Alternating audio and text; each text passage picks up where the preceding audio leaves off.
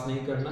Indicators हमने पढ़ाया था, इंडिकेटर दो प्रकार के होते हैं, एक होता है आपका लैगिंग इंडिकेटर, एक होता है प्री इंडिकेटर, जो पहले ही आपको बता देता है कि मार्केट में क्या होने वाला है, अनुमान देता है, ठीक। और अनुमान की चीज़ें गलत होने की संभावनाएं ज़्यादा होती। उसी प्रकार जो लैगिंग इंडिकेटर होता है, लैगिंग इंडिकेटर का मतलब हो गया ऐसा इंडिकेटर जो देर से रिएक्शन दे रहा है। अगर वो देर से रिएक्शन दे रहा है तो फिर तब तो मार्केट निकल चुकी, आपका स्टॉप लॉस बड़ा हो जाएगा, आप उस पर भी डिसीजन नहीं ले पाओगे। तो किया क्या जा सकता है, इंडिकेटर कभी भी सिंगल इंडिकेटर पर विश्वास मत करिए। अगर आपको लग रहा है कि आपको इंडिकेटर की हेल्प लेने की आवश्यकता है तो दो इंडिकेटर लगाइए, एक लगा लीजिए लैगिंग का, एक लगा लीजिए प्री वाला। जब दोनों आप लगा ले जाओगे इंडिकेटर तो उससे सिग्नल जो मिलेगा वो थोड़ा सा फिल्टर होकर के क्लियर सिग्नल मिलना शुरू हो जाएगा, एक्यूरेसी आपकी अच्छी होने लगेगी, ठीक। उसी इंडिकेटर के कॉन्टेक्स्ट में कई सारे इंडिकेटर होते हैं। अब जैसे सीपीआर इस समय खूब ट्रेंडिंग चल रहा है, जिसको देखो वही सीपीआर पे काम करने के लिए कह रहा है, सीपीआर पे काम करो, सीपीआर पे काम करो, सीपीआर पे काम करो। तो सीपीआर क्या होता है, कैसे निकाला जाता है, सीपीआर से फायदे क्या हैं। तो सीपीआर एक ऐसा इंडिकेटर निकला है जिसको बनाया गया है जिसमें सबसे ज़्यादा प्राइस एक्शन का इस्तेमाल हुआ है। जैसे हम लोगों ने जब प्राइस एक्शन पढ़ा था तो हम लोगों ने क्या बात किया था, previous day high, previous day लो और प्रीवियस डे क्लोज, ये तीन डेटा पे काम करेंगे ना।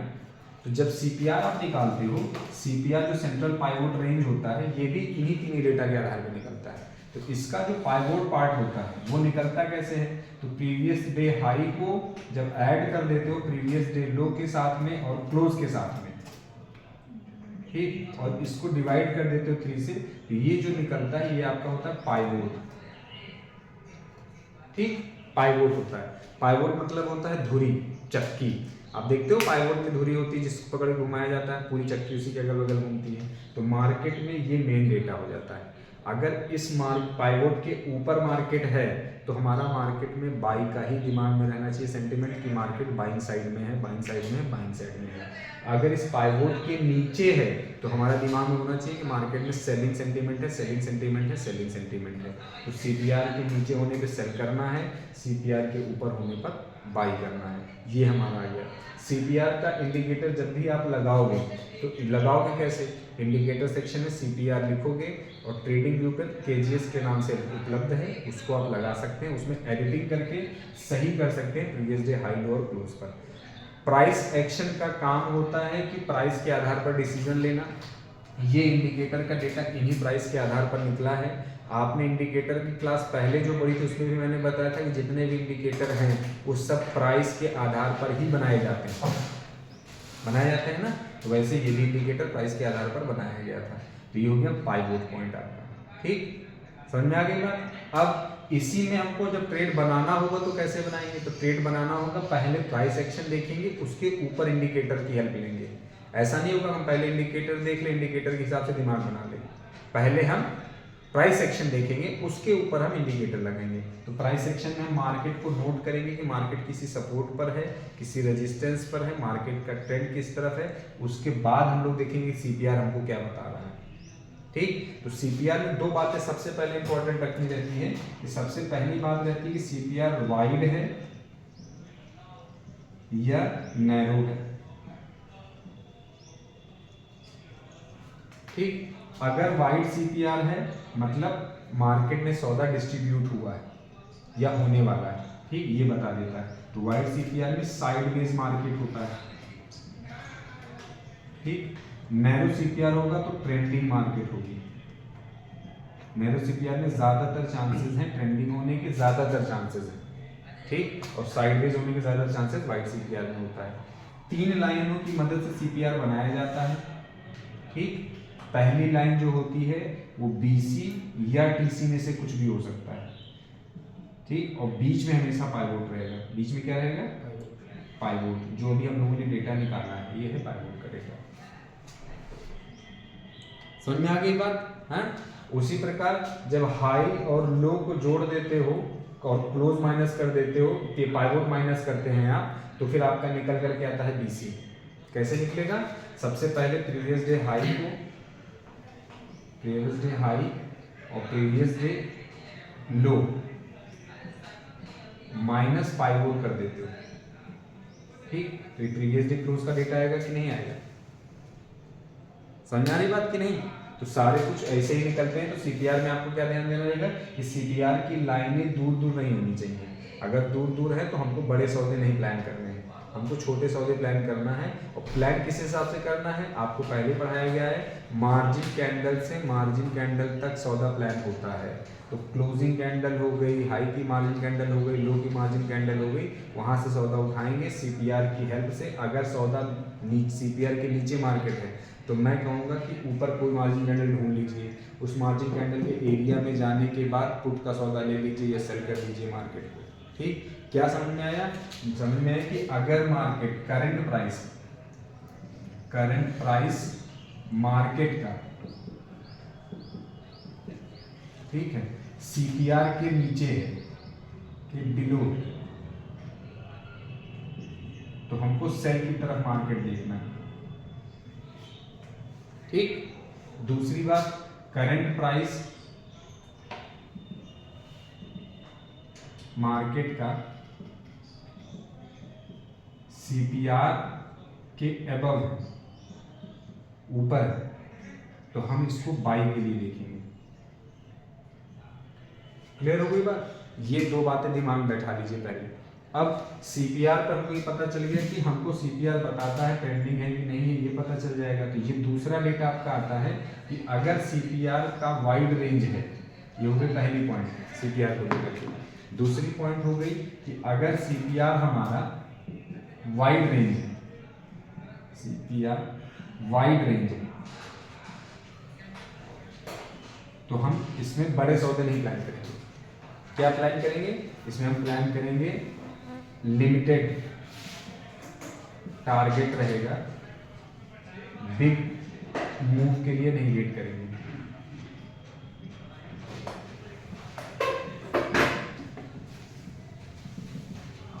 वेट नहीं करेंगे।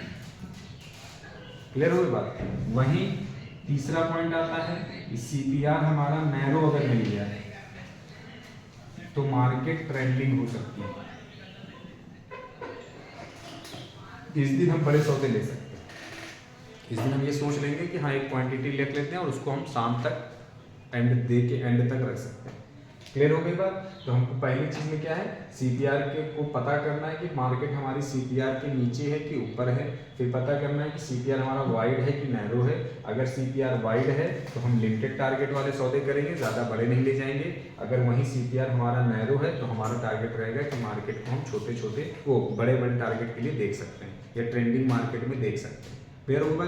तीसरा पॉइंट, चौथा पॉइंट आता है इसमें। तो फोर्थ पॉइंट क्या होगा? तो फोर्थ पॉइंट आपको ये रखना है, ये दूसरे पॉइंट में दोनों बातें।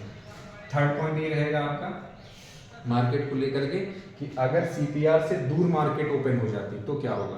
तो अगर सीपीआर से मार्केट दूर ओपन होती है तो सीपीआर के पास के लिए ट्रेड करेंगे। अगर सीपीआर से दूर मार्केट होती है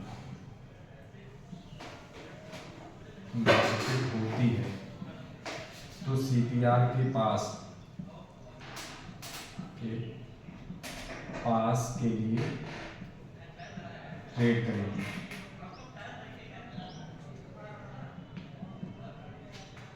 ठीक, अब कैसे एग्जांपल बताइए। जैसे मान लीजिए हमने किसी दिन का सीपीआर देखा, हमारा ऐसे था और उस दिन मार्केट यहाँ खुल गई, तो हमारा प्लान क्या होगा, यहाँ से हमको देखना है कि अगर कॉल की कोई पोजीशन बनती है तो मैं कॉल की पोजीशन लूंगा और पहला टारगेट इस वाली लाइन तक रखूंगा।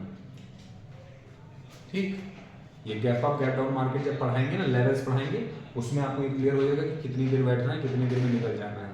अगर ऐसी परिस्थिति में मार्केट किसी एक ही लेवल का सेकंड अटेम्प्ट कर देता है तो सौदा काट दीजिएगा, है ना। या ऐसे में ट्रैप कहीं आ जाता है तो सौदा काट दीजिएगा, नहीं तो ये पूरा सौदा यहाँ तक आएगा। ठीक, पिछले डे के लो के नीचे मार्केट अगर ओपन हो जाती है, प्रीवियस डे लो के नीचे मार्केट ओपन हो जाती है तो लो तक पहला टारगेट,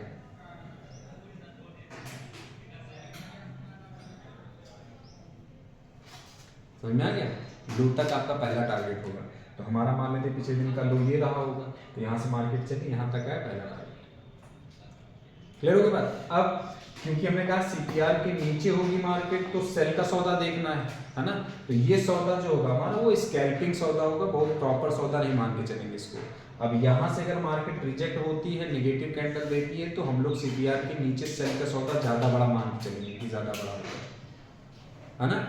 टाइम सेशन भी दिमाग में रखना है, ऐसा नहीं होगा पता चले 11 बजे पहुँच गई मार्केट यहाँ पे, तो 11 बजे के बाद वो साइडवेज हो जाएगा, है ना।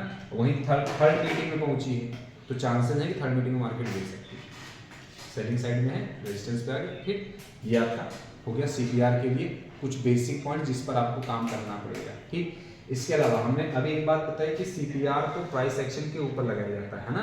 तो हमको क्या करना है, हमेशा मार्जिन टू मार्जिन, ये टॉप नोट रहेगा कि मार्केट में margin to margin, margin candle से मार्जिन कैंडल तक ट्रेड करेंगे, तक ट्रेड बनाना है। अगर ट्रेड मार्जिन कैंडल और सीपीआर एक जगह पे है तो ट्रेड लेने में मत करिए, ट्रेड बनाइए। वहाँ पे स्टॉप लॉस करता है, छोटा स्टॉप लॉस होता है, दे दीजिए, फिर पोजीशन बनती फिर बनाइए में, लेकिन हमारा सीपीआर और मार्जिन कैंडल को लेकर के काम करना पड़ेगा। आगे बात समझ में। एक इंडिकेटर हो गया सर, इसकी सहायता के लिए या अपनी सहायता के लिए आपने कहा था कि किसी भी एक इंडिकेटर पे काम मत करो, कोई दो इंडिकेटर लगा के काम करो। तो इसके साथ में सबसे सुटेबल बताइए कौन सा हो सकता है। तो इसके साथ में सबसे सुटेबल मूविंग एवरेज होता है ना। तो आपके 3 डेटा दिमाग में तड़ाक से आ जाने चाहिए कि मार्जिन कैंडल, मूविंग एवरेज और सीपीआर, इन तीनों डेटा को मिला करके हमको काम करना होगा। जब इन तीनों डेटा को जहाँ पे तीनों डेटा एक जगह मिल गए, वहाँ से आपको मार्केट ट्रेंडिंग दिखाई देगा। नैरो सीपीआर हो गया, सीपीआर वो मार्जिन कैंडल मिल गया और मूविंग एवरेज मिल गया, तो मार्केट में नाम डेटा उस दिन पूरी मार्केट एक ही तरफ चलते हुए दिखाई देगी आपको, या तो ऊपर की तरफ या तो नीचे की तरफ। समझ में आ गई बात। ये सीपीआर का पार्ट आ गया, सीपीआर का पार्ट समझ में आ गया, कोई दिक्कत नहीं। मूविंग एवरेज क्या होता है, बहुत एक छोटी 1-2 लाइन में समझा देते हैं। मूविंग एवरेज का मतलब होता है कि मार्केट जो मूवमेंट कर रही है उसका एवरेज प्राइस क्या है। तो जैसे आपने लेंथ लगा दिया 21, तो इसका मतलब हुआ कि जो भी रेट अभी चल रहा होगा उसके पहले 21 कैंडलों का डेटा निकाल करके उसका प्राइस एवरेज निकाल करके लाइन वहां पे आ जाएगी। आपने 51 लगा दिया, तो इसका मतलब आपने 51 सेटिंग में चेंज किया ना, इसका मतलब होगा कि पिछली 51 कैंडलों के प्राइस का एवरेज जो होगा लाइन वहां पे दिखाएगा कि ये लाइन ये प्राइस इस समय चल रहा है, उसका एवरेज प्राइस ये है। 100 का लगा दिया आपने तो 100 का बताएगा।